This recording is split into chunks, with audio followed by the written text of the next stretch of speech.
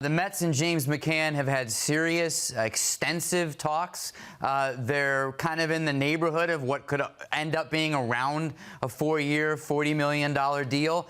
People who follow this stuff on Twitter and who saw us report that in the morning are probably wondering, well, why isn't James McCann a Met yet? And that's because they haven't actually reached that agreement. And now we hear things like he's talking to the Angels, the Mets could talk to Realmuto. All those things, there's some truth there, but the fact is the Mets are still the heaviest team on McCann. They're talking, but until you shake hands virtually this year and have an agreement, you don't. So something I still think could very, very, very easily happen. Jim, what about things that could potentially hold up a negotiation? What are some of those? I mean, there's a multitude of those. I mean, listen, if you go back to even last year, and I know it's a different group here, but a guy like Dylan Betances, he was looking for a 2-year deal.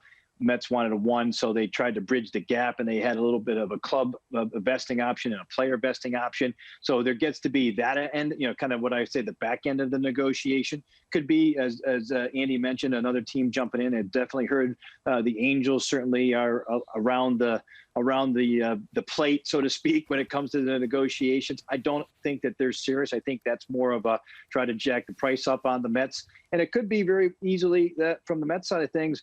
Let's make one more phone call back to the other catcher on the marketplace that you're interested in, Realmuto, see if that price tag has come down. So I think those are the 3 examples there, but it does sound like, at least industry-wide, from what I can tell, that the Mets are solely focused right now on McCann and could get that done quickly, hopefully. Andy, I want to ask you about JT Realmuto, and if they are still dipping the toe in the water there, that could lead to something bigger.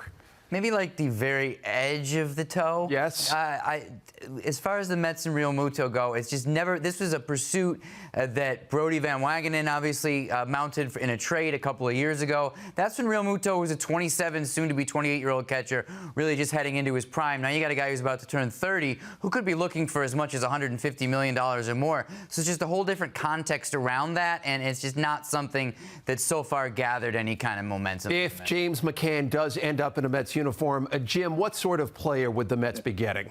Well, listen, he's really improved since the days that you mentioned earlier, Gary, that he was non-tendered by the Tigers.